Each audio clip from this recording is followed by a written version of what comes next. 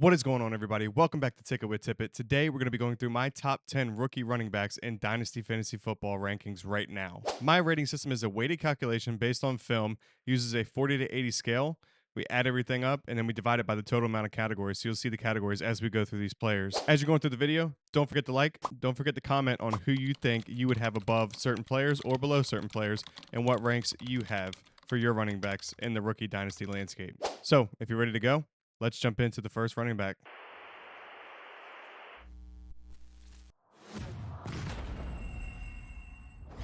And this is the unanimous running back one. It is Jeremiah Love out of Notre Dame. There's no reason that he should not be the number one running back prospect in dynasty rankings. And not just number one running back, he should be the number one overall prospect, whether it's quarterback, wide receiver, running back, or tight end. So he is the unanimous 101 in Superflex and one quarterback leagues. And that's for good reason. If you look at my rating, I have him at a 78. So obviously, this scale only goes up to 80. He's one of the top prospects I've ever watched film on and that I've ever done studies on. So he is just the overall best at everything that he does in this running back class. Love displays crazy athleticism, elite body control and balance. He has home run play ability. Like every single play, it feels like he could break it off and go for 50 plus yards. It's insane watching his film. He's elite before and after contact. So he's got the frame to sit down and run through contact and break tackles. And it is just amazing to watch the film on this guy. I mean, it's honestly insane. His missed tackles force was 56 total for the entire season in 2025, and that was tied for 12th. And that's out of anybody who ran at least 20% of 276 rushing attempts. So if you got to 20% of 276, this is the accumulation of all those players. He was tied for 12th in missed tackles force. And especially playing against some of these bigger schools, it is insane what he was able to do against these elite defenses. And honestly, if you look through a majority of his stats, he pretty much ranks in the top 25 in almost every statistical category that matters in Dynasty Fantasy Football and what those project out to be when they turn into the NFL prospects and players. And my running back two is his running mate was Jadarian Price during the 2025 season. Jadarian Price, I think, is a great running back who just didn't get the opportunity and the share because Jeremiah Love was that good. If you watch the film, he is definitely the second closest player to Jeremiah Love. And honestly, I think his receiving work is better than most people give him credit for. So when we look here, a lot of my base film is that he's very efficient, very strong, physical runner. He's got the frame to really be a true workhorse back, a three down back. He plays so low to the ground. So, like we said, just kind of like the ability to create yards after contact. And his receiving looks good. He just needs more opportunities in that aspect of his game. He had 1.23 yards per route run, which is 69th. And I think this is out of like 250 players. So the fact that he's in almost the top 20% of that category and Jeremiah Love was the primary receiving back, and people knew that when Jadarian Price was coming on the field that they were running the football, then I think that that's a pretty good number for him. And I think that he is definitely the running back two in this class. And my number three running back is Mike Washington. And you guys are gonna be like, oh, because the combine, he ran track speed, so you're gonna throw him up there as number three in the combine just because he has speed? No, no. I watch film, guys. This dude is the number three running back. If you go to my WordPress, which I'll link down in the description, you will see that he was my number five running back coming into, and that was in December. So if you want to come after my neck, go back to December and imagine what number five looks like compared to number three in these rookie running back rankings when now he had a combine where he exploded off the screen. And now he's my number three running back. So I got receipts. I keep receipts, guys. Don't worry about that. So obviously, Mike Washington, even on film, he has game breaking speed. It is insane to watch how fast he is because he is 6'2, 223. So the fact that he is that fast and that big and that strong, he's going to be a good piece for a lot of teams. And I think he jumped himself into the third round of the NFL draft. And I think he should be in at least the second round of these rookie drafts. And it should be the early second round because a lot of receivers will probably go before him. But the running backs, he should be the third running back off the board easily. So with his speed and his power, he has great size for touchdown potential. Any team that needs like a red zone thumper and a guy who can just come in and when a defense tired, break an explosive playoff.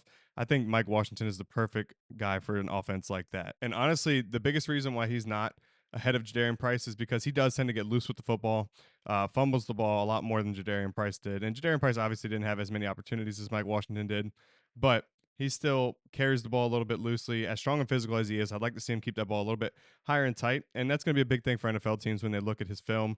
They're not going to want a guy who's turning the ball over because turnovers ruin games. So Mike Washington needs to clean that up. Other than that, he's one of the great prospects in this draft for the running back room. I think that he's going to be a really good, solid player, kind of similar to like a Kenneth Walker, where he's just like, kind of like this twitchy, explosive, fast, strong, super built guy who's going to be able to dominate three downs. I think that's Mike Washington Jr. And Mike Washington flip flop with Jonah Coleman here. Jonah was my number 3 running back. Now he's my number 4. He didn't really test out at the combine at all. And that's not anything against him, but I think Mike Washington just showed so much in film and in the combine that he's going to jump Jonah Coleman in my rankings. But Jonah Coleman is more of the true patient vision style running back that teams might look for because he has that Le'Veon Bell type patience in his vision. Sometimes he just chooses the wrong hole or waits too long, where Le'Veon Bell was able to kind of hit the hole and go. And some of that is due to physical capabilities. I don't think Jonah Coleman is near as athletic as a Le'Veon Bell. I think he's more like a Doug Martin, where Doug Martin was pretty athletic, but Le'Veon Bell was like just his acceleration was absurd. So, and I think that's a big thing for Jonah Coleman. He kind of lacks that breakaway speed and acceleration. So he's going to struggle to get through the line. Once he gets past that second level, he's not going to be able to kind of turn on the jets and beat anybody. So I think he kind of finds himself in a good pass catching role. He's really good receiving back. And I think he has goal line potential because he's going to be smaller guy with a big frame. He's kind of like a bowling ball out there. So you could see his yards per route run here, 21st out of all those players. That is pretty good. But then you'll see the breakaway percentage here. We highlighted it, 30.5%. That's 167th. So he's in the bottom half of breakaway. So that's kind of what we were alluding to when we're talking about his speed and his ability to break away and make those home run hitting plays. He just doesn't have that. So he's just going to fall down a little bit. He's still going to be a really good running back and a really good receiving option for teams in the NFL. So if you're playing in PPR leagues and Dynasty, he's going to be worth something. And I know I was just clowning you guys because I said that Mike Washington was already on my rankings. Well, this guy wasn't, and he kind of shocked me at the combine, and his stock did rise because of the combine. He was just probably creeping in. I didn't watch too much film on him originally in December, but I got into more film after the combine, and this dude actually looks legit. He was showing elite speed at the combine. He has elite breakaway speed too. Once he gets past you, you're not catching him unless you're Mike Washington. But the biggest thing for him and the reason that he dropped so far down, because I think this is the biggest gap between players is other than Jeremiah Love and Jadarian Price, this is the biggest gap. Jonah Coleman to Devon Claiborne. I think it's like a 4-point gap in my rating almost. So he struggles through contact and ball security issues. Those are two big things. I mean, once you get hit, you have to be able to take care of the football. And once you get hit, you'd like to see running backs break tackles and, get yards after contact. So obviously he was 183rd in that category, and we like to see that number increase. But he is such a smaller frame, 5'10", 195. He's not a huge running back, but his receiving work will allow him to get more touches and be in the game more. I think that's more of what his style will be in the NFL. I think teams will use him in that role and kind of like that explosive play, kind of similar to that Brashard Smith for the Kansas City Chiefs. So he's going to be probably like a 4th or 5th round pick in the NFL draft, and he shouldn't be until probably a late second, early third in your dynasty rookie mock drafts. And Katron Allen comes in at my RB6. I think him and Nick Singleton can pretty much be tossed up into a bowl, and they're pretty much the same player almost. Overall, the running back needs a little bit more vision than they need a receiving game. And I think there's a lot of receiving backs in the NFL right now, and I think Katron Allen kind of fits a little bit better, just barely into an NFL system. So when we look at Katron Allen, he lacks breakaway speed, but he breaks a ton of tackles. So his missed tackles force were more than Jeremiah Love's. It was 57, so tied for 10th. And he's in the Big Ten. He's playing against these dominant defensive lines, and he's doing this against those guys. So I trust him to be able to do that against NFL teams. Like I said, it's the receiving that kind of brings him down into this lower category. But with that being said, he's a physical downhill runner. Teams are going to value that, and he's kind of that stocky frame that they can throw in on goal line packages and shorten down distances. So then that leads me into Nick Singleton. Like I said, him and Katron Allen can pretty much be neck and neck. Their rating is only 0.2 a difference. So if you watch the film, Nick Singleton, I took film also from 2024 and watched a little bit of that because I don't think that everything should be based off of 1 year. If there's guys with multiple years of film, I'm watching their film as well from the previous seasons and trying to base it off of that. But when we see a decline like Nick Singleton had, I think partially, yes, it is because Katron Allen came in and was pretty good. But I also think that Nick Singleton did take a step back as far as his production and his volume went. So looking at some of these numbers here, yards per route run, he was tied for 42nd. So a little bit better receiving back, than people give him credit for. And I think that's going to be primarily what he's used for. But his breakaway percentage, like we talked about, 227th. So the vision was really a big part of that. He would have plays where he could break it inside or outside, and he would choose the wrong way to go. So I think that once he cleans that up and improves, he'll start to see his stock rise in dynasty and NFL running back rooms. I'm not crazily worried about Nick Singleton. I think that there are a lot of concerns though, which bumps him all the way down to my RB7. And none of these calculations are based on age. So if I think that your film is good, then we're gonna go ahead and rank you where my rating puts you. And that's Noah Whittington. Even though he's 24 years old, this guy has some of the capabilities to be an efficient runner in the NFL and be a solid backup and, kind of a handcuff running back potentially on any team. So his rating comes in right around the same as a Nick Singleton and a Katron Allen, but his game is kind of crazily different than both of them somehow. So obviously he was at Oregon with that three-headed monster at running back. So he didn't get a ton of opportunities, but when he did, he made it count. Yards per attempt here, you'll see 6.9 yards per attempt is an absurd number, and it's tied for 12th out of all those players. So he was able to be efficient, super efficient when he did get the football in his hands. And you'll see here he's 5'8", 203, so not the strongest guy, but he does have a little bit of thump to him when he needs it. He is able to put his pad level down and get through some contact, but he's not the best at breaking through contact. And for a guy his size, obviously you'd love to see him be a super good receiving back, but he obviously just didn't get that opportunity and wasn't really that great of a receiver at Oregon. So I'd like to see that improve more, but he is super shifty and efficient. So something that NFL scouts will look for is the efficiency, and he definitely had that when it comes to statistics and being able to be that good. But Oregon's offense is also one of the top in the nation, so that could have played a factor into it. I didn't see a ton from film, but what I did see, it got him to my RB8 in my rankings right now. And my RB9 is Emmett Johnson, and this is a guy who completely disappointed me in the NFL Combine. I thought that he was going to test a lot better. I was hoping that he was going to test a lot better because his film does look okay. It looks decent. It looks like he could be, higher, much higher than what he is, kind of around that RB5 range. But he's sitting here at RB9 because of those limitations. The speed is not there. He doesn't excel very good. He lacks that breakaway speed.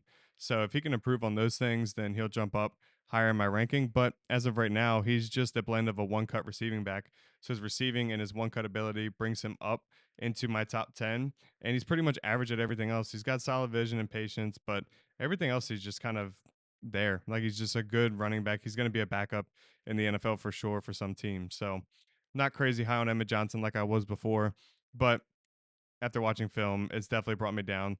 The missed tackles force is the biggest thing for him. So he is 68th, and that's kind of like that one cut ability that I was talking about. That is the one good thing about Emmett Johnson. I think that's valuable in the NFL. So, like I said, he could be a solid backup, but nothing crazy as far as dynasty fantasy football goes. And my number 10 guy, and the last guy we'll talk about today, is Seth McGowan.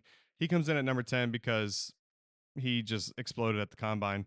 His jumping and lateral agility was pretty good at the NFL combine when it comes to statistical and testing. So it was something good to see from Seth McGowan. I wasn't really a huge Seth McGowan guy.